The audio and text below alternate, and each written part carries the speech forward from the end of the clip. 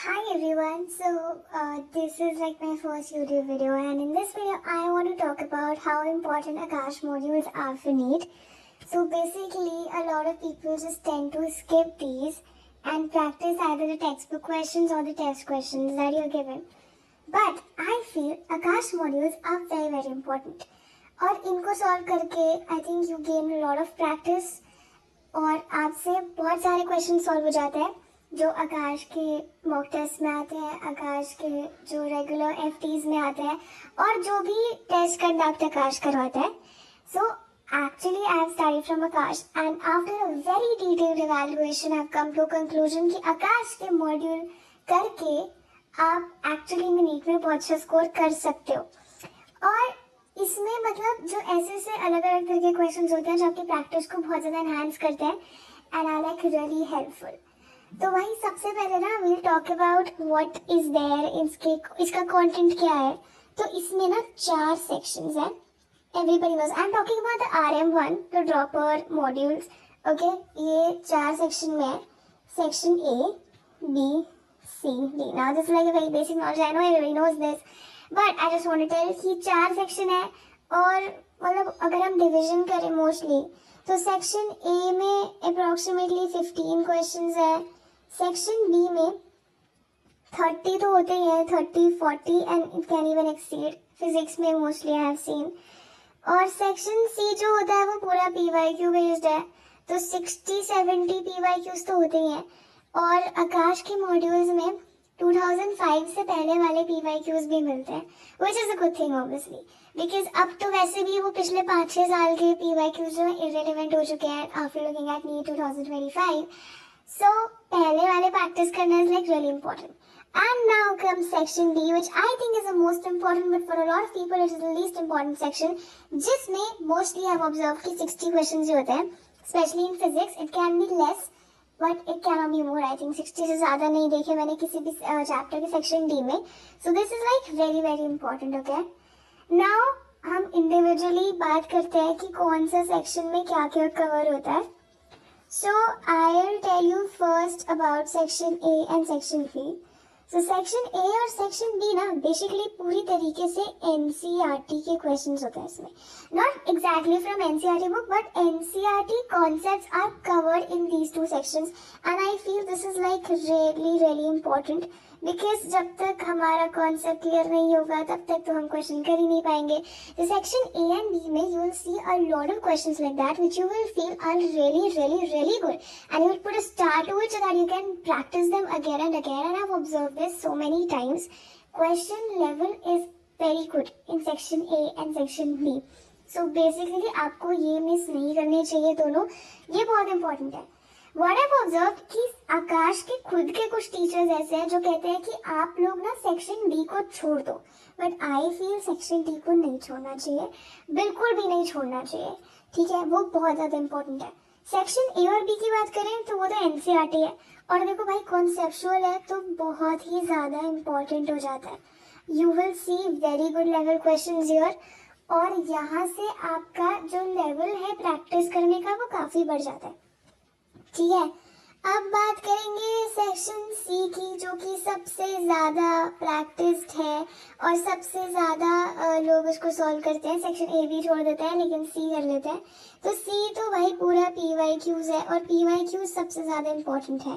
But looking at this NEET 2025 आप देख सकते हैं कि पिछले 5-6 साल के, यानी कि 2019 से लेके 2024 तक के जो PYQs हैं वो पूरी तरीके से इरेलेवेंट है. वो आप प्रैक्टिस करोगे, that is not going to benefit you in any manner, because NEET 2025 questions were exactly opposite and you couldn't just relate any question with the one that you had solved, so that is not going to help you anyway. So for that you will have to practice NEET questions, PYQs before 2019. I would say basically before NTA came into conduct, मतलब जब CBSE exam conduct करवाता था तब आपको उनके वाले PYQs practice करने पड़ेंगे. ये वाले PYQs अगर आप छोड़ के भी जाओगे ना, that is actually not going to I mean just harm you in any manner, तो आप छोड़ भी दोगे तो कोई फर्क नहीं पड़ेगा। पर हाँ, 2018-19 से पहले वाले करने बहुत ज़्यादा इंपॉर्टेंट है। तो सेक्शन सी तो पूरे इंपॉर्टेंट है। और अब कुछ लोग ये भी कहते हैं, कुछ लोग मैंने ये भी सुना है कि 2015 या 2010 तक के क्वेश्चन करो, विच इज एब्सोल्युटली रॉन्ग। जितने भी क्वेश्चंस तुम्हारे दे रखे हैं ना उसमें आकाश के मॉड्यूल में, 2010 से पहले के या 2005 से पहले की, इवन 90s में कर जाएगा तो करो प्रैक्टिस। अब भी तो बहुत ही ज्यादा इंपॉर्टेंट है। एंड मैं तो ये भी बोलूंगी कि अब पहले के लिए भी बहुत ज्यादा इंपॉर्टेंट है। It's not like you can skip these. मतलब टीचर्स कहते हैं कुछ कि आपके ऊपर ना बर्डन कम हो, लेकिन भाई देखो बिना प्रैक्टिस के कुछ नहीं मिलता है। And if you don't practice any sort of question any and which is like to skip, और तुम सिर्फ थियोरेटिकल रीडिंग करते रहोगे तो कोई फर्क नहीं पड़ेगा, क्योंकि हमें पता है कि नीट में क्या पूछा जाता है। तो वो बहुत जरूरी है कि भाई तुम्हें ना पुराने भी करने हैं, जितने भी दे रखे हैं ना सब सॉल्व करो। Very important.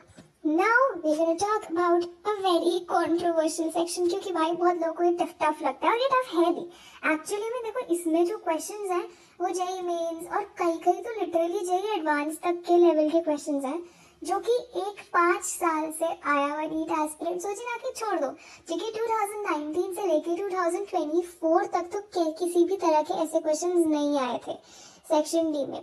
लेकिन जो 2025 में क्वेश्चंस आए उससे तो हमें पता चलता है we really need to practice section D, because the questions that we saw were from Mars planet. और मुझे ऐसा लगता है कि इसके लिए हमें सेक्शन डी करना ही पड़ेगा।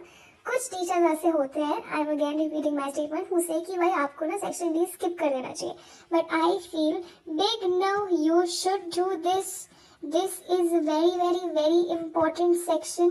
इसके भले जेईई एडवांस के क्वेश्चन हो, जेईई मेंस के क्वेश्चन हो, लेकिन अगर तुम्हें ये क्वेश्चन ढंग से आ गए तो आई एम टेलिंग यू, तुम मॉक टेस्ट में 650 प्लस और सारे जितने भी टेस्ट कंडक्ट कराओगे ना सब में तुम्हारा स्कोर 110% 650 प्लस रहेगा। क्योंकि जितने भी मैंने आकाश के टेस्ट दिए हैं, ऑब्जर्व द थिंग कि ये लोग ना मॉड्यूल से क्वेश्चन देते हैं, just they will change the digits और whatever they do, whatever changes they want to make, they would do that. But what I've observed is that they are giving the questions only from module. और section D जरूर देते हैं। section D के questions they would definitely give you। section B के भी, section C का PYQ नहीं देते वो, क्योंकि everybody know भाई PYQ तो पूरी दुनिया करके आती है, उनको उससे कोई फर्क नहीं पड़ता। PYQ तो जिसको कुछ भी नहीं आता ना वो भी करके जाता है और समझता है कि बहुत कुछ कर लिया, लेकिन PYQ सिर्फ इनफ नहीं होते हैं। टुवर्ड्स द एंड बहुत लोग कहते हैं कि सिर्फ PYQ कर लो, but they are not enough. I am telling you 110% सिर्फ PYQ करने से कुछ नहीं होता है। PYQ के अलावा भी अलग अलग तरह के क्वेश्चंस करने होते हैं और उनको ढंग से करना होता है। अब आती है बारी एक और बहुत इंपॉर्टेंट चीज की, नंबर ऑफ टाइम्स हमें मॉड्यूल्स करने चाहिए। तो पता है ये ना एक बहुत कॉमन मिस्टेक है जो बहुत लोग करते हैं। They think that doing your module one time, मतलब एक बार तुमने section A, section B, section C, section D कर लिया, उस पर कुछ क्वेश्चंस पे एस्टेरिस्क लगा दिया जो तुम्हें लगा इंपॉर्टेंट है, और उसके बाद either you're not picking it because you don't have enough time, or you're just leaving thinking कि you have done and you know. But ये दिस इज वेरी इंपॉर्टेंट कि तुम्हें मॉड्यूल्स को बहुत अच्छे तरीके से करना है। मतलब समझो मॉड्यूल तुम्हारे लिए NCERT 2.2 है। भाई देखो नंबर ऑफ टाइम्स जितनी बार तुम मॉड्यूल करोगे ना उतनी बार तुम्हारा क्वेश्चन तुम्हारे दिमाग के अंदर बैठ जाएगा। एक्चुअली में क्या होता है, सेक्शन डी में कुछ कॉन्सेप्ट इतने ज्यादा टफ होते हैं, बी में भी और ए में भी, कि यू टेंड टू फॉरगेट। भाई देखो मैं सीरियसली बता रही हूँ, ये ना हम भूल जाते हैं बहुत सारे क्वेश्चंस के कॉन्सेप्ट्स, उसमें क्या करना होता है, हमारा दिमाग ना वो चल नहीं पाता है। तो ये बहुत ज़्यादा नेसेसरी है कि आप लोग जो भी क्वेश्चंस कर रहे हो, जिन पे स्टार लगा रहे हो, उनको आप बार बार रिवाइज करो। भाई रिवाइज करना बहुत ज़्यादा इम्पोर्टेंट है, नहीं तो तुम्हारी मॉड्यूल हुई है या नहीं हुई वो एक ही बात है। ठीक है, रिवाइज करते रहो। एटलीस्ट तुम्हारे मॉड्यूल के जो क्वेश्चंस तुमने स्टार लगाए हैं, you should do them at least 5 to 6 times.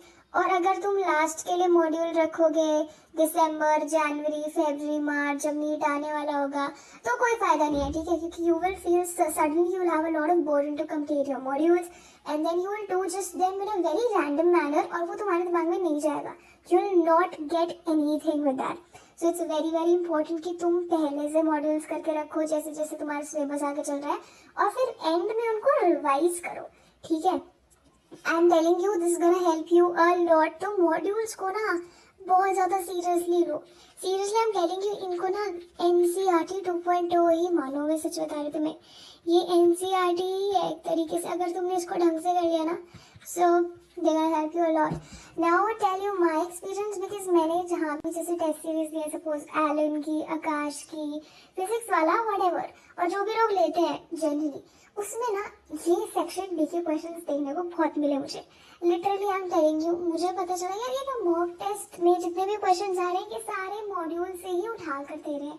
PYQs तो बहुत ही कम आ रहे हैं, इसीलिए कई लोगों के टेस्ट में कम मार्क्स आ जाते हैं, क्योंकि वो क्वेश्चंस ही सेक्शन डी से होते हैं जो लोग जनरली छोड़ते हैं और वो करते नहीं है। तो ये बहुत नेसेसरी है कि मॉड्यूल्स को करो, ठीक है।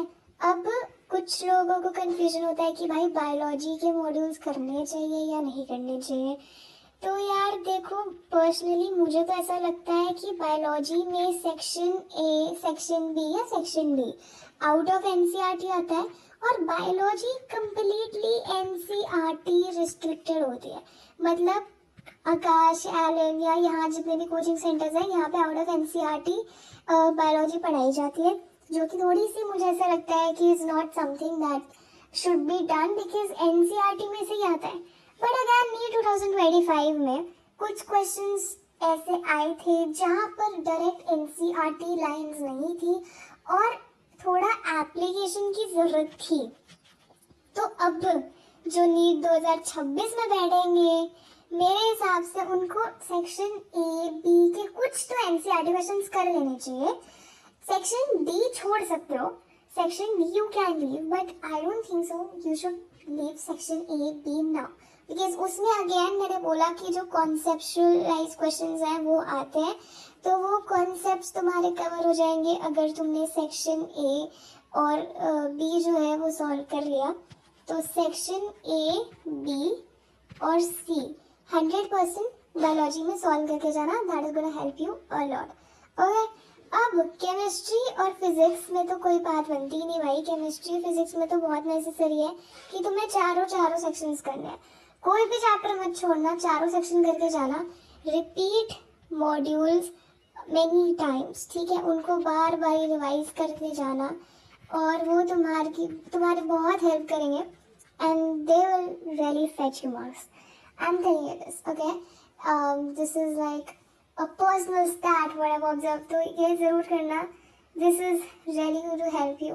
और मॉड्यूल को again I am telling you serious लेना। और सेक्शन डी भाई, फिर से रिपीटिंग, सेक्शन डी करना भाई। सेक्शन डी बहुत सारी टीचर बोलेंगी कि मत करो भाई, सेक्शन डी बहुत ज्यादा इंपॉर्टेंट है। और अब तो मैं तो सेक्शन डी तो पहले के लिए भी बोला था, 2022, 23, 24 जो भी नीट गया उनके लिए भी, लेकिन अब के लिए तो बहुत ही ज्यादा एक्सट्रीमली इम्पोर्टेंट है। तो इसको तो छोड़ना ही नहीं है, चाहे PYQ छोड़ दो पिछले 5-6 साल के, लेकिन ये तो बहुत इम्पोर्टेंट है। तो ये सेक्शन जरूर करना, and this is definitely going to give you marks, mark my words, okay? And yes everybody, so this was about it. I wanted to explain you the importance of Akash module. ये सिर्फ आकाश module नहीं, किसी और coaching centre के भी modules बहुत अच्छे होते हैं, उसमें लेवल्स होते हैं, section A, B, C, D, level 1, level 2, तो लेवल बढ़ता रहता है, तो तुम्हें लेवल छोड़ना नहीं है। अगर तुम्हें टाइम मिले ना तो एक्सरसाइजेस भी सॉल्व करना। सिर्फ मॉड्यूल में सेक्शन A, B, C नहीं होता है, D नहीं होता है, बीच में एक्सरसाइजेस भी होती है, और एक्सरसाइजेस में अप्रोक्सीमेटली 40-50 क्वेश्चंस होते हैं, और ये जो क्वेश्चंस होते हैं ना, ये थ्योरी कवर कर देते हैं। मतलब जो फिजिक्स में थ्योरी है जो हमें NCERT में पढ़नी अच्छी नहीं लगती, और केमिस्ट्री में कुछ पॉइंट्स होते हैं, कुछ कॉन्सेप्ट्स ऐसे होते हैं जो थ्योरी के क्वेश्चंस भी आपको हेल्प करते हैं। तो अगर तुम्हें अच्छा खासा टाइम मिल रहा है, you're preparing and you're starting early enough, तो एक्सरसाइज के क्वेश्चंस भी करना। So treat NCERT as like NCERT तो obviously is God, but treat this Akash module or any other coaching module also as NCERT 2.0. 100% it is going to really help you, and just do not underestimate क्योंकि इसके question अगर तुमने अच्छे से कर लिए तो टेस्ट में तुम्हारे लिए कोई फर्क नहीं पड़ेगा। टेस्ट में भी मॉड्यूल के क्वेश्चन उठा के देते हैं, तो मॉड्यूल करना भाई। मॉड्यूल में बहुत क्वेश्चन है, ऐसा तो नहीं कहेंगे कि मॉड्यूल इनफ, क्योंकि भाई देखो मॉड्यूल में ही ऑब्वियसली बहुत ज़्यादा है, तो मॉड्यूल के करना ही बहुत बड़ा बर्डन है। बट अगर वो कर लिया तो बहुत अच्छी बात है। So I hope you like the video, और please do tell me and ask. You can also ask any sort of a question if you want to. But again, in conclusion, I only want to say that modules are very important. Thank you. Bye bye.